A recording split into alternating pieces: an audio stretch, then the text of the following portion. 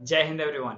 This is Priyanshu Pandey और मैं आप सभी का एक बार फिर से स्वागत करता हूं परीक्षागढ़ चैनल में, जहां पर हम सभी सरकारी कॉम्पिटिटिव एग्जाम्स का समाधान करते हैं। सबसे पहले तो मैं आप सभी लोगों को नवरात्रि की बहुत बहुत शुभकामनाएं देना चाहूंगा। Happy Navratri, happy Durga Puja. आप लोग जिस भी क्षेत्र से हैं, जिस भी देश के किसी भी कोने से हैं, आप सभी पर माता रानी की कृपा हो। पिछले कई दिनों से, एक्चुअली कई ऑलमोस्ट 2 हफ्ते हो गए थे हमारे क्लास हुए, क्योंकि मैं थोड़ा अपने कामों में बिजी था। एसएसबी वगैरह मेरी आ गई थी, इस वजह से मैं ये क्लास नहीं ले पा रहा था। ठीक है। अभी अभी मैं 4 एफएसबी वाराणसी से कॉन्फ्रेंस आउट होके आया, तो मैं सोचा अब हम क्लास रिज्यूम कर सकते हैं। तो हम क्लास वहीं से रिज्यूम करेंगे जहां से हमने छोड़ी थी। आशा करता हूं कि आपने पुरानी सभी क्लासेस को देखा होगा, और अभी नहीं देखा है तो मैं आई बटन में उस पूरी प्लेलिस्ट का लिंक डाल दूंगा। आप उसे ज़रूर देख लीजिएगा। डिस्क्रिप्शन बॉक्स में भी आपको उसका लिंक मिल जाएगा। ठीक है। चलिए, पहले हम लोग ने जो पिछले क्लास में हमने बात की थी, एक्चुअली हमने 2 पार्ट क्लाइमेटोलॉजी के कर लिए थे।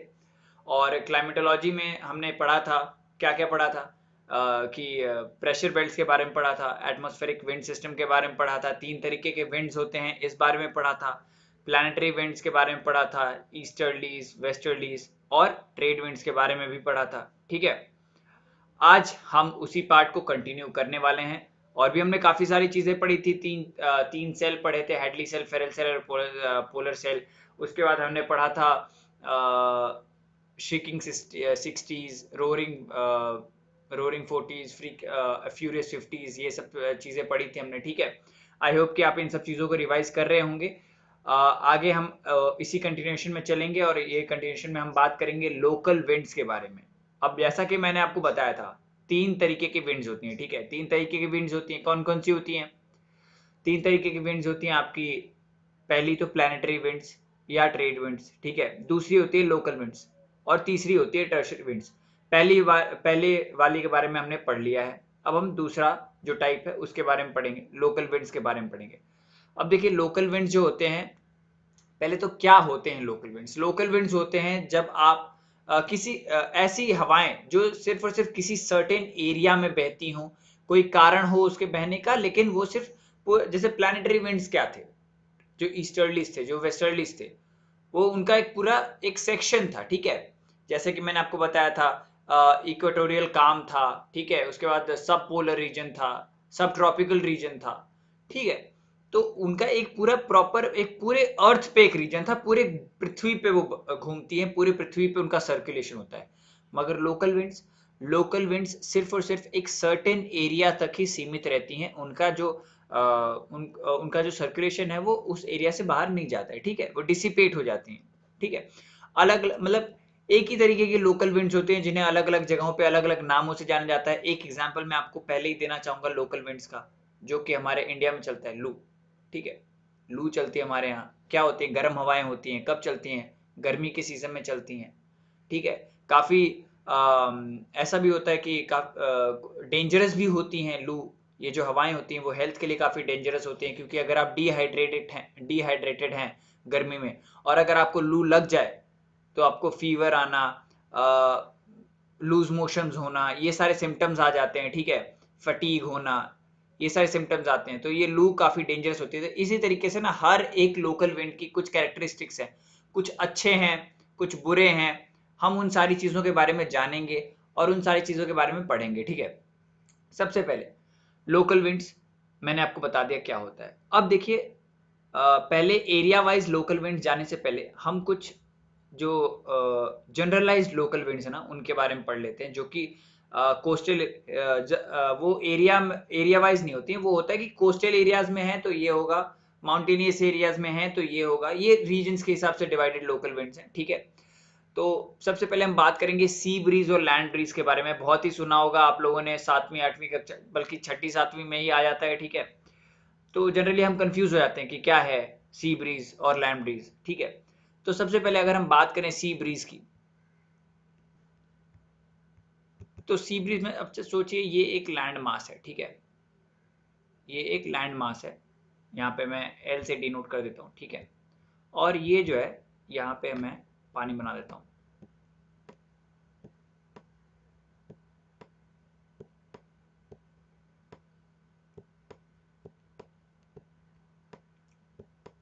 चलिए ये हो गया पानी आपका, इसको मैं एस से डिनोट कर देता हूँ ताकि आपको सी पता चले। ये है सी,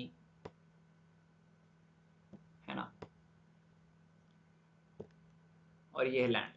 अब होता क्या है, दिन के समय की बात करते हैं, सबसे पहले दिन से शुरुआत करते हैं। यहाँ पे आ गया आपका सूरज,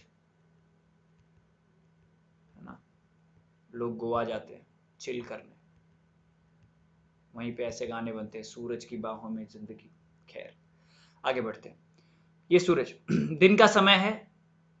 होता क्या है, सूरज की रेज जो है, सूरज की किरणें, अब मैंने आपको इसके लिए एक टर्म बताया था कि सूरज की किरणें अगर पृथ्वी पर पड़ती हैं तो उसे क्या बोलते हैं। अगर आपको वो टर्म याद हो तो जरूर आप कमेंट बॉक्स में बताइएगा, ठीक है। तो सूरज की जो गर्मी है वो लैंड मास पे पड़ती है, यहाँ पे आई लैंड मास पे पड़ी। होता क्या है कि जो जमीन है वो गर्म हो जाती है। अब जमीन अगर गर्म हुई, जमीन का टेम्परेचर बढ़ा, याद रखिएगा टेम्परेचर और प्रेशर का मैंने पिछली क्लासेस में बहुत ही बृहद तरीके से, बहुत ही वास्ट तरीके से मैंने आपको समझाया है कि कैसे प्रेशर और टेम्परेचर रिलेटेड है ज्योग्राफी में, ठीक है। तो अब जो लैंड मास का टेम्परेचर बढ़ा तो प्रेशर क्या हो गया, लो, ठीक है, प्रेशर हो गया आपका लो।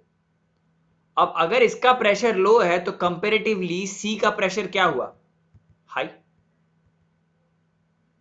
ठीक है, कंपेरेटिवली सी का प्रेशर हो गया हाई। अब मैंने आपको बताया था कि विंड जो है, विंड जो है वो high pressure to low pressure move करती है। तो लो भैया, समुद्र से हवाएं, ठंडी ठंडी हवाएं चलने लगी, ठीक है, समुद्र से ठंडी ठंडी हवाएं बढ़िया मस्त चलने लगी और आपको एकदम चिल हो गया, है ना। तो इसे कहते हैं सी ब्रीज। अब सी ब्रीज में क्या याद करने लायक है, पहला, सी ब्रीज डे टाइम में होता है, ठीक है। सी ब्रीज के वक्त सी का जो मतलब वाटर बॉडी भी मान लो, कोई ओशन हो, सी हो, वाटर बॉडी है, ठीक है, वाटर बॉडी का जो है प्रेशर जो होता है वो हाई होता है comparatively to the land mass, ठीक है, क्योंकि जमीन ज्यादा जल्दी गर्म हो जाता है। मैंने आपको शायद अल्बीडो इफेक्ट के बारे में बताया था, अगर नहीं बताया होगा तो आप मुझे कमेंट बॉक्स में बता दीजिएगा, मैं अगली क्लास में बता दूंगा। तो अल्बीडो इफेक्ट के हिसाब से जमीन यानी मिट्टी जो है वो सबसे ज्यादा इंसोलेशन सोखती है, यानी कि सूरज की गर्मी को सोखती है, तो इसलिए वो जल्दी गर्म हो जाती है। अब जब जल्दी गर्म हो गई भाई साहब, तो जल्दी गर्म हुई तो इसलिए यहाँ पे लो प्रेशर हो गया, पानी पे हो गया हाई प्रेशर, पानी पे हो गया हाई प्रेशर, तो विंड मूव कर रही है पानी से लैंड मास पे। अब पानी से लैंड मास पे मूव करती है, तो मैंने आपको यह भी बताया था कि विंड जहां से ओरिजिनेट होती है उसी तरफ से उसका नाम रखा जाता है। तो यहां पर विंड जो है वो ओरिजिनेट हो रही है वाटर बॉडी यानी कि सी के ऊपर से। अब जब सी के ऊपर से ओरिजिनेट हो रही है तो सी ब्रीज नाम पड़ गया, ठीक है। अब चलिए, अब हम बात करेंगे क्या होता है। आई होप कि आपको सी ब्रीज समझ में आ गया होगा, है ना। थोड़ा बड़ा कर लेते हैं भाई साहब, सी ब्रीज समझ में आ गया होगा। चलिए,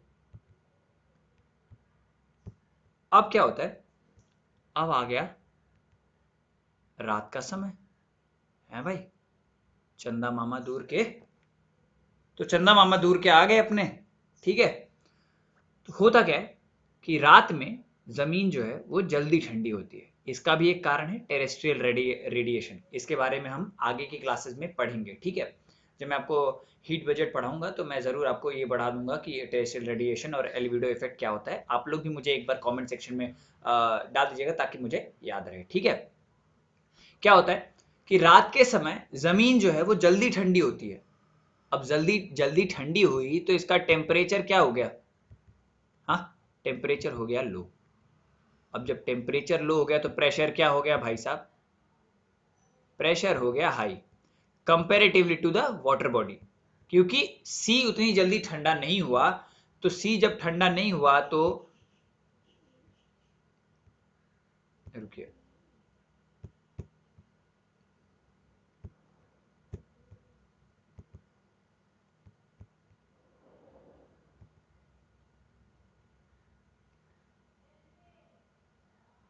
हाँ, तो अब जब सी ठंडा नहीं हुआ तो यहां पे हो गया प्रेशर लो, प्रेशर लो हो गया ना, टेम्परेचर क्योंकि कंपेरेटिवली लैंड मास से ज्यादा है तो प्रेशर लो हो गया। और मैंने आपको बताया था कि विंड जो होती है वो high pressure to low pressure move करती है, तो रात में लैंड से सी की तरफ हवाएं चलने लगती हैं और इसे ही हम कह देते हैं लैंड ब्रीज। ठीक है, आशा है कि आपको ये समझ में आएगा। देखिए मैंने फिर आपको डायग्राम वाइज भी समझा देता हूं कि देखिए a breeze blowing towards the land from the sea especially during the day owing to the relative warmth of land। अब ये डेफिनेशन छोड़ो, ठीक है, ये अंग्रेजी गुलाबी अंग्रेजी छोड़ो, सीधी सी बात ये समझो, दिन का समय है, जमीन ज्यादा गर्म होती है कंपेरेटिव टू सी। अब जब जमीन ज्यादा गर्म होती है तो वहां का प्रेशर हो जाता है लो और सी का प्रेशर हो जाता है हाई, और विंड कहां से कहां मूव करती है, सी से लैंड, हाई प्रेशर से लो प्रेशर की तरफ, और इसी वजह से दिन के समय सी से लैंड की तरफ हवाएं मूव करती हैं, इसी वजह से हम इसे सी ब्रीज बोलते हैं। होता क्या है लैंड ब्रीज में, क्या होता है लैंड ब्रीज में, होता है रात के समय। अब रात में टेरेस्ट्रियल रेडिएशन की वजह से जमीन जो है वो जल्दी ठंडी हो जाती है, जल्दी ठंडी हो जाती है कंपेरेटिव टू सी, तो क्या होता है कि जो आपका वो है टेम्परेचर है वो लो हो जाता है और प्रेशर जो है वो हाई हो जाता है, और सी का टेम्परेचर हाई रहता है तो प्रेशर लो रहता है। इस वजह से लैंड मास से हवाएं जो हैं वो सी की तरफ जाती हैं। जहां तो थोड़ा सा कंफ्यूजिंग हो गया लेकिन एक बार और समझेंगे तो जरूर याद आ जाएगा। ठीक है, सी ब्रीज में क्या होता है, दिन के समय जमीन ज्यादा गर्म होती है, टेम्परेचर ज्यादा हो जाता है जमीन का, तो प्रेशर लो हो जाता है, और क्योंकि जमीन का प्रेशर लो है तो सी का प्रेशर कंपेरेटिवली हाई होगा, विंड जो है वो हाई प्रेशर से लो प्रेशर की तरफ मूव करती है, इसलिए सुबह के समय या दिन के समय सी से यानी वाटर बॉडी से लैंड मास की तरफ हवाएं बहेंगी, उसे हम सी ब्रीज कह देंगे। और लैंड ब्रीज क्या हो गया कि रात के समय टेरेस्ट्रियल रेडिएशन की वजह से जमीन जल्दी ठंडी हो जाती है कंपेरेटिवली टू सी, इस वजह से जो टेम्परेचर है वो जमीन का लो हो जाता है और प्रेशर हाई हो जाता है, और प्रेशर हाई होने के बाद फिर जो विंड है वो high pressure to low pressure move करती है, तो लैंड से सी की तरफ हवाएं रात में चलती हैं, उसे हम लैंड ब्रीज कह देते हैं। ठीक है, ये हो गई बात कोस्टल रीजन की। कोस्टल रीजन की बात हो गई, अब हम बात करेंगे माउंटेनियस रीजन की। चलिए यहाँ पे मुझे ऐसा कुछ डायग्राम सा मिला नहीं, कोई बात नहीं, मैं आपको बता दूंगा क्या होता है कैसे होता है। ठीक है, अब सोचिए दिन का समय, ठीक है, ये आपका माउंटेन पीक, ठीक है, ये आपका माउंटेन पीक, ये आपका सूरज महोदय, और ये आपकी मान लीजिए वैली है। ठीक है, ये सूरज महोदय बढ़िया एकदम मस्त चमक रहे हैं सर के ऊपर। होता क्या है, होता ये है कि ये जो गर्मी आ रही है वो क्या करेगा, अब जो भाई जो चीज ऊपर है वो तो जल्दी गर्म होगी ना, जो चीज सूरज के पास है, क्योंकि अब माउंटेनियस रीजन में क्या होता है भाई, जो चीज सूरज के पास ऑल्टीट्यूड पे है वो जल्दी गर्म होगी। अब जल्दी गर्म होने की वजह से ये पीक जो है वो गर्म हो जाता है, और पीक जब गर्म हो जाता है तो टेम्परेचर हो जाता है इसका ज्यादा और प्रेशर हो जाता है इसका लो। अब जब इसका प्रेशर लो है तो कंपेरेटिवली जो वैली यानी कि ये जो एरिया है जो पहाड़ के नीचे वाला एरिया है, यहां का प्रेशर हो गया ज्यादा, और जैसा कि मैंने आपको बताया था विंड हमेशा हाई प्रेशर से लो प्रेशर की तरफ मूव करती है, तो ये देखिए भाई साहब दिन के समय में माउंटेनियस रीजन में वैली ब्रीज चलती है। ठीक है, ये इस तरफ, ओके, समझ रहे आप। ठीक है, तो फिर से मैंने आपको बताया दिन के समय माउंटेन का पीक जल्दी गर्म हो जाता है, इस वजह से प्रेशर जो है वो लो हो जाता है, और वैली का प्रेशर कंपैरेटिवली हाई होता है, इस वजह से high pressure to low pressure wind move करती है और जो हवाएं हैं वो माउंटेन की तरफ जाती हैं, ऐसे हम वैली ब्रीज बोल देते हैं। अब हम बात करते हैं माउंटेन ब्रीज के बारे में। अच्छा एक चीज और, इस प्रोसेस को एक और नाम बोलते हैं, वो है एनाबैटिक। ठीक है, एनाबैटिक, एनाबैटिक। ठीक है, आगे बढ़ते हैं। माउंटेन ब्रीज में क्या होता है, अब रात का समय, रात का समय है, वापस से माउंटेन पे आ गए हम लोग, ठीक है। अब जैसा कि आपको पता है टेम्परेचर जो होता है वो ऑल्टीट्यूड के साथ भी चेंज होता है। हम जैसे जैसे ऊपर की तरफ बढ़ते हैं टेम्परेचर गिरता जाता है। मैंने आपको नॉर्मल लैप्स रेट के बारे में पढ़ाया था, ठीक है, जब मैंने आपको कॉम्पोजिशन ऑफ एटमॉस्फेयर पढ़ाया था, उसमें मैंने आपको बताया था कि प्रति 1 किलोमीटर पे 6.5 डिग्री सेल्सियस जो है वो टेम्परेचर घट जाता है, ठीक है। तो अब जैसे जैसे हम ऊपर मूव करेंगे टेम्परेचर घटता रहेगा रात में, तो माउंटेन पीक क्या होगा, माउंटेन पीक हो गया ठंडा। जबकि वैली जो है, अब वैली तो नीचे है, ठीक है, वैली नीचे है तो कंपेरेटिवली इसका टेम्परेचर क्या होगा, हाई होगा। टेम्परेचर भाई हाई हो गया, ठीक है। चिंता मत करिए, जल्दी नया स्टाइलस मंगा रहा हूँ तो ये आपका जो थोड़ा राइटिंग में टाइम लग रहा है वो कम हो जाएगा। ऑल्दो आप इसको 1.5x में सुनेंगे तो आपको ज़्यादा टाइम नहीं लगेगा, ये ज़्यादा देर की क्लास नहीं होने वाली है, ठीक है। तो माउंटेन पीक का टेम्परेचर है लो, सॉरी, हाँ, sorry sorry sorry, mountain peak का टेम्परेचर है कम तो प्रेशर है ज़्यादा, ठीक है। यहाँ का टेम्परेचर है ज़्यादा तो प्रेशर है कम, ठीक है। तो क्या मैंने आपको बताया था कि विंड जो है वो हाई प्रेशर से लो प्रेशर की तरफ मूव करती है।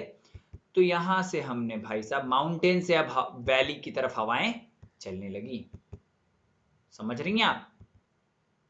अरे तो जेंडर ही चेंज हो गया है यार, समझ रहे हैं आप सभी लोग, ठीक है।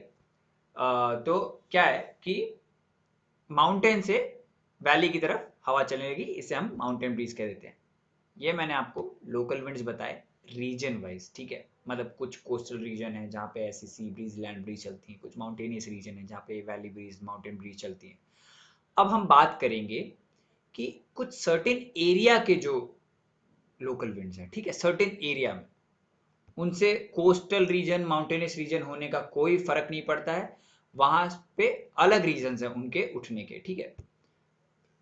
तो क्या बात करेंगे, अब देखिए, अब हम बात करेंगे जो सर्टेन एरियाज में लोकल विंड्स है।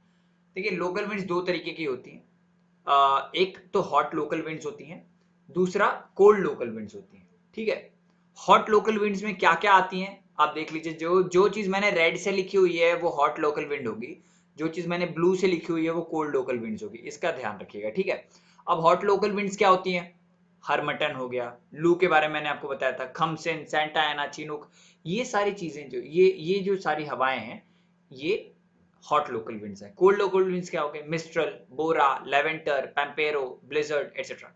तो इन सब लोकल विंड्स के बारे में हम पढ़ेंगे। कैसे पढ़ेंगे, हमेशा मैंने आपको याद करने का एक तरीका बताया है, कॉन्टिनेंट वाइज, कॉन्टिनेंट वाइज ही हम इसको भी पढ़ेंगे, ठीक है। कौन सी कॉन्टिनेंट में कौन से विंड्स हैं और उनका कैरेक्टरिस्टिक्स क्या है, इस बारे में हम पढ़ेंगे, ठीक है। चलिए सबसे पहले हम शुरुआत करते हैं नॉर्थ अमेरिका से। अब देखिए यहां पे मैं आपको मैप वाइज भी समझाऊंगा, मैप वाइज भी समझाऊंगा, ठीक है। नॉर्थ अमेरिका में कौन कौन से विंड्स हैं, देखिए जो लाल से लिखा हुआ है हॉट लोकल विंड्स है, जो ब्लू से लिखा हुआ है कोल्ड लोकल विंड्स है, हमेशा याद रखिएगा। नॉर्थ अमेरिका में हम देख रहे हैं तीन तरीके की विंड्स हैं, ठीक है। एक तो चिनूक, फिर सैंटा एना और ब्लिजर्ड। अब चिनूक क्या है, चिनूक एक गर्म हवा है जो कि रॉकी पर्वत के पास से निकलती है, ठीक है, रॉकी पर्वत के पास से निकलती है। क्या होता है, अब ये मान लीजिए ये रॉकी पर्वत है, ठीक है, ये रॉकी पर्वत है, यहां से ये चिनूक निकल रही हैं, ये गर्म हवाएं, ये गर्म हवा है, याद रखिएगा, ठीक है। इन्हीं चिनूक हवाओं के नाम पे ही बोइंग ने चिनूक हेलीकॉप्टर भी बनाया है, ये भी याद रखिएगा। आप सभी लोग ऑफिसर बनने जा रहे हैं किसी न किसी फील्ड ऑफ उसमें, तो याद रखिएगा कि कैसे आप किसी चीज को रिलेट कर सकते हैं, ठीक है। एयरफोर्स वाले मैं आपको बता दूं कि चिनूक अगर नॉर्थ अमेरिका के अगर यूएस की हवा है तो जो इससे हम ये याद रख सकते हैं कि जो चिनूक हेलीकॉप्टर है वो भी यूएस से ही आया हुआ है, ठीक है, बोइंग उसका मैन्युफैक्चरर है। चलिए इंफॉर्मेशन अपार्ट। अब हम बात करेंगे चिनूक जो है ये गर्म हवाएं यहाँ से चलती हैं रॉकी पर्वत के पीछे से, ठीक है। अब यहाँ पे होती हैं बर्फ, रॉकी पर्वत पे होती है बर्फ, बर्फ को पिघला देती हैं ये, ठीक है, पूरी बर्फ को पिघला देती हैं, इसीलिए इन्हें स्नो ईटर भी कहते हैं, ये याद रखिएगा बहुत अच्छे से, स्नो ईटर, ठीक है। तो रॉकी पर्वत जो है, रॉकी पर्वत के पीछे से चलती है चिनूक, चिनूक जो है बर्फ को पिघला देती है, और जब लीवर्ड साइड में यानी कि इस साइड में आती हैं चिनूक, तो यहाँ पे जो एग्रीकल्चरल क्रॉप्स है ना, इनके लिए काफी ज्यादा फेवरेबल होती हैं ये चिनूक, ठीक है। आगे बात करेंगे सैंटा एना के बारे में। ये बेसिकली ये जो यहाँ पे कैलिफोर्निया है, ठीक है, ये कैलिफोर्निया में सैंटा एना या फिर नॉर्दर दोनों बोलते हैं इसको, कोई भी आप देख लीजिए, नॉर्दर या सैंटा एना, ये साउथ साउथ कह रहा हूँ, कैलिफोर्निया में बहती है, ठीक है। देखिए the Santa Ana winds are strong extremely dry, ठीक है, और originate inland and affect coastal southern California, southern California, coastal southern California को अफेक्ट करती है, ठीक है, काफी ज्यादा स्ट्रॉन्ग होती हैं और काफी खुश्क हवाएं होती हैं, गर्म हवाएं होती हैं, ठीक है।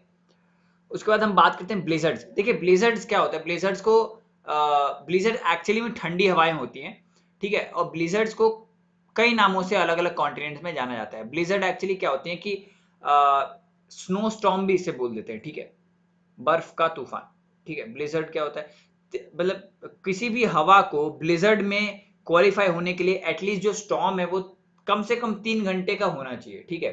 और ये ब्लिजर्ड कहाँ बहती है, ब्लिजर्ड बहती है, ये देखिए, ये 49th पैरेलल से ऊपर जितना भी एरिया ना, ये सब ये पूरा कनाडा है, ठीक है। अब कनाडा है तो कनाडा में आपको पता है कि बहुत ज्यादा ठंडी पड़ती है, ठीक है।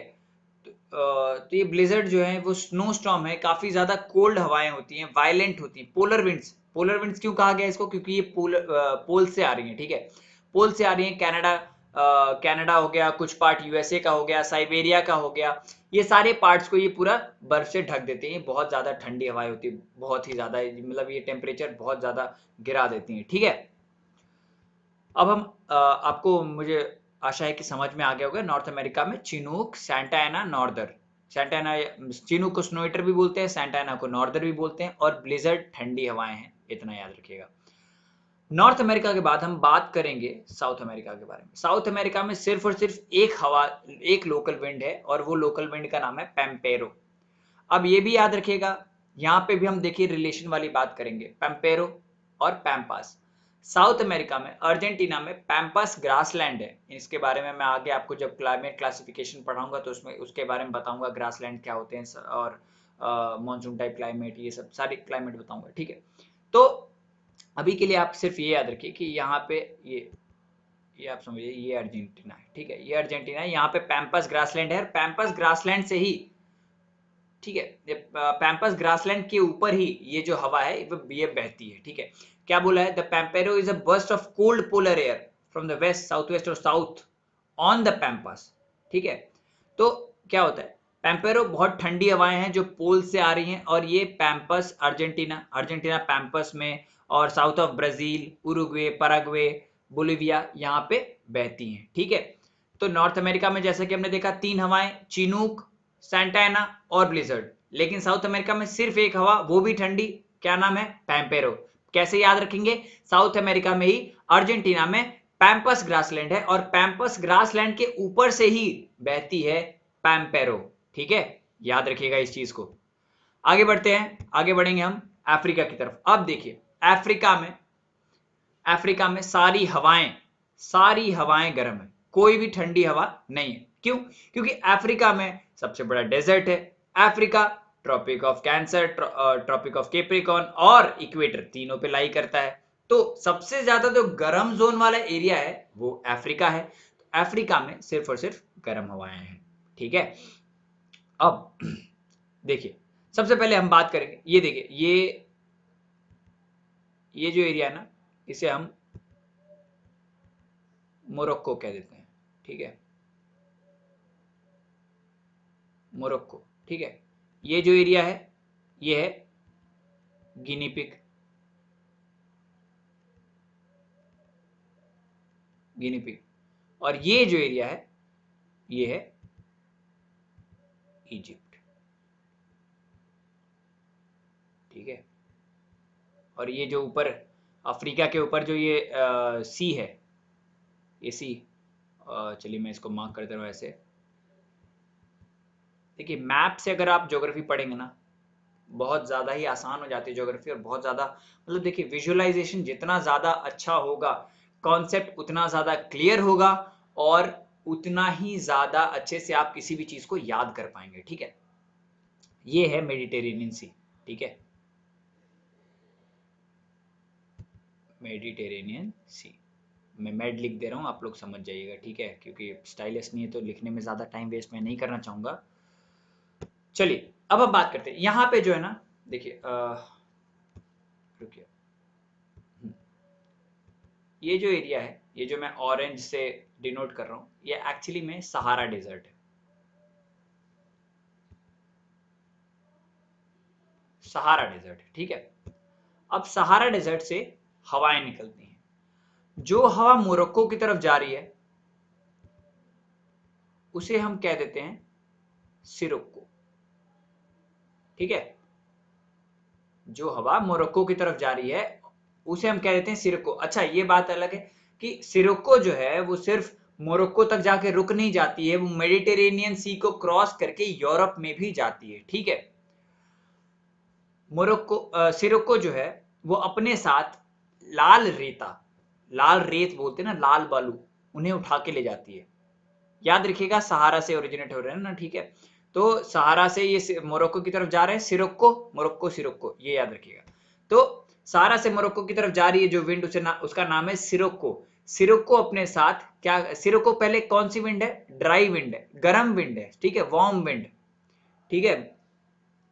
और एक बहुत ड्राई विंड है, ये क्या करती है, ये अपने साथ रेड सैंड उठा के ले जाती है, ठीक है। और जैसे ये मेडिटेरेनियन सी क्रॉस करती है, मॉइस्चर उठाती है, अब उस मॉइस्चर, अब ये साथ में लाल मिट्टी तो लेके गई है भाई, लाल मिट्टी ले गई, लाल मिट्टी के साथ पानी मिक्स हुआ, पानी मिक्स हुआ तो जहां पे ये बारिश करती है वहां पे होती है लाल बारिश। लाल बारिश होती है तो उसे ब्लड रेन कहते हैं, ठीक है। तो सहारा से चली सिरोक्को, सिर मतलब सहारा से मोरक्को की तरफ चली सिरोक्को, सिरोक्को ने उठाया लाल रेता, लाल रेता से हुई ब्लड रेन, यानी लाल बारिश, खून की बारिश। ये क्या है, ये काफी ज्यादा इंजूरियस होता है किसी जो क्रॉप्स है ना, मेडिटेरियन सी के आसपास काफी सारे क्रॉप्स लगते हैं, जनरली सिट्रस फ्रूट्स बहुत ज्यादा लगते हैं, तो ये क्रॉप्स को ना बहुत ज्यादा इंजर करते हैं, बहुत ज्यादा हर्ट करती हैं, बहुत ज्यादा नुकसान पहुंचाती हैं, ठीक है। अब आपने इसके कैरेक्टरिस्टिक के बारे में जान लिया, अब हम बात करेंगे हरमटन, हरमटन इसके बारे में, हरमटन विंड के बारे में। सहारा से ही ओरिजिनेट हो रही है हरमटन।